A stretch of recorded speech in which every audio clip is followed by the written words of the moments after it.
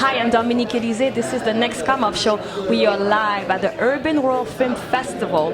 Today we are at the red carpet for night school. The energy here is amazing. This is Dominique. I'm with the director, Mackie. The question I have for you, how was the chemistry on set with Tiffany, Haddish, and Kevin Hart? Well, Kevin and Tiffany are fantastic. You know, they've known each other a long time. They're great friends and great competitors. You know, they're going to go at it. You know, so it was fantastic. The chemistry between them. They make each other laugh, and what more can you ask for when two of the funniest people in the world can make each other laugh? Perfect. That's good. I just wonder what is the difference between this movie and the movie that you've done before? What is different? This one is actually being produced by myself, by my company, so I'm excited about it. And I think that people are honestly going to put themselves in a position to take away a message. So hopefully you don't just laugh, just take away a good message. Do you want to say to other actors that want to follow your footsteps in Hollywood? Don't follow my footsteps, follow your own. Do what you love, stay focused, and do your work. Jeffrey Owens received a lot of media attention. Jeffrey Lawrence? Owens. Oh yeah, of course. So the question is, before you became the successful producer, what was your job prior to that? I was a newspaper delivery guy.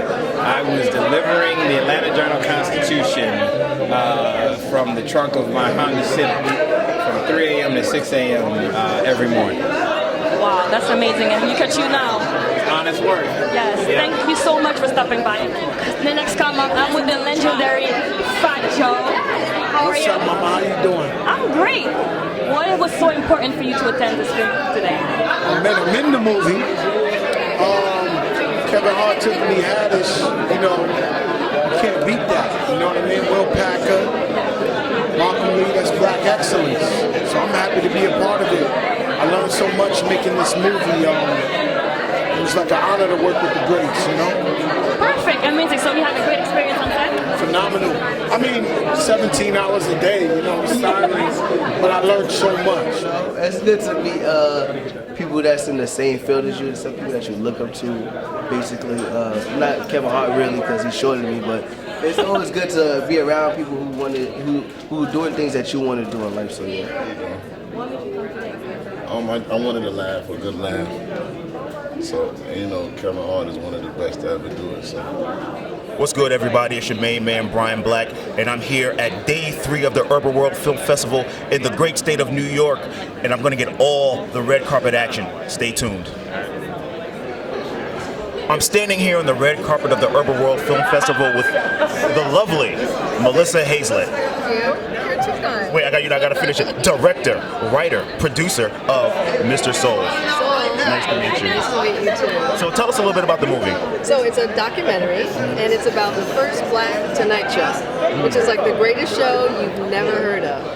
It was a television series on PBS, shot right here in New York City 50 years ago, from 1968 to 1973, and it basically launched the careers of all the African-American icons of the 20th century. I'm here with Johnny Nunez, celebrity photographer, and his lovely family. Thank you for joining me real quick at the next come up. Nice to meet you guys. Thank you. So Johnny, tell the audience what brings you here today. Well, I co-executive produced United States, the documentary.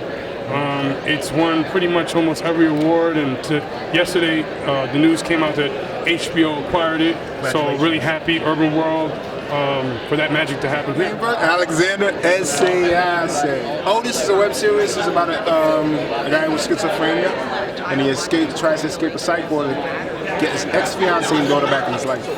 What does it mean for you to have that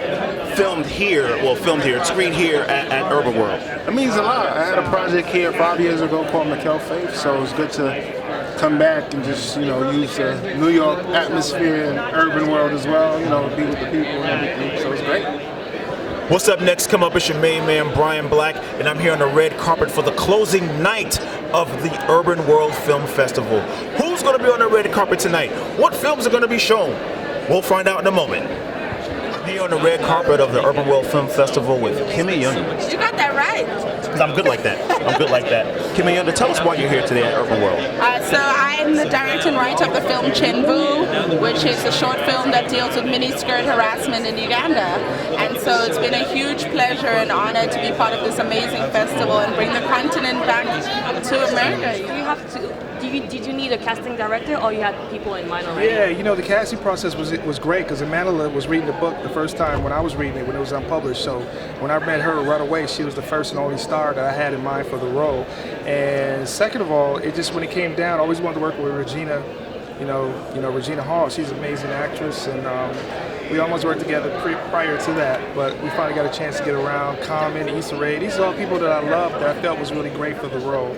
You know, also when I be getting my my casting list and I look at my auditions, I always like have him take a look at it, my son. So he tells me who's new, who's up and coming, and all that. So I think it's easy to become desensitized to these events when we're only seeing them in the context of news, which is often desensitized, often postulating the information in a way that's manipulative or perpetuates really negative tropes about Black men and who they are. But hopefully after you see the story, you see it in a context that creates empathy and that is hopefully speaks to your heart.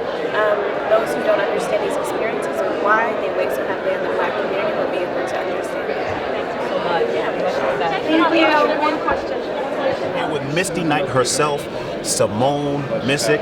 How are you? I'm good. How are you? I'm doing good right now. Excellent. All right. So Simone, you're here for the film JINN, Yes. which you are starring in. Could you tell our audience a little bit about the film? So JINN is a movie by Najla Mumin, a first-time filmmaker. This is her first feature film. And she's a Muslim American woman, African American, and it's a story about a young girl whose mother converts to Islam her senior year of high school. And I play her mother. And standing next to me is MUSTAFA, SHAKIR, who most of you know from Luke Cage Season 2. That's right. Brother, nice to meet you again. Appreciate you. So what brings you to Urbanworld? I got a film here called Let Them Die Like Lovers. Sci-fi, low-tech sci-fi, which I love. Covert CIA, body jumping in the vein of Altered Carbon on Netflix. But a lot grittier, so it has a different vibe to it. Yeah, but that's what I'm doing here. Now, in this film, is there a lot of action similar to like you did in Season 2 of Luke Cage? No, this is more psychological thriller. Definitely psychological. Brian Black here is still on the red carpet of Urbanworld Film Fest, and standing next to me is the world's greatest best friend. That's a Get Out reference in case you don't. Okay. Rel Howie, thank you, brother. How you doing, man? I'm doing well. I'm doing well. Rel, tell us why you're here at Urbanworld. I'm here to show a sneak peek of the show, the second episode of the show Rel, my show on Fox. Yes, congratulations. I'm very excited to show this particular episode because we actually talk about, you know, it's a real Chicago show. It's really, so, yeah. Next come up is your main man, Brian Black. I'm here closing night of the Urbanworld Film Festival. And look who's joining me. You might recognize this young man, Algee Smith. He's here for the film, The Hate You Give. What's up, brother? What's going on, man? How you doing? Good, good. Thank you. Real quick, just one quick question for you, man. What advice would you have for any up-and-coming actor, you know, trying to get their next come up, trying to make their big break in terms of like going through the struggle, everyday grinding? What advice would you give that person? That's a good question, man. I would say understand that this is a journey if you're doing it, you know what I'm saying? This is not just, I mean, it happens for some people overnight, but it's not everybody's, you know what I'm saying, journey. It didn't happen for me overnight. I think the constant thing to remember is consistency, sacrifice, repetition, which goes along with consistency, but learning how to take that time away from whatever you're going out to the club.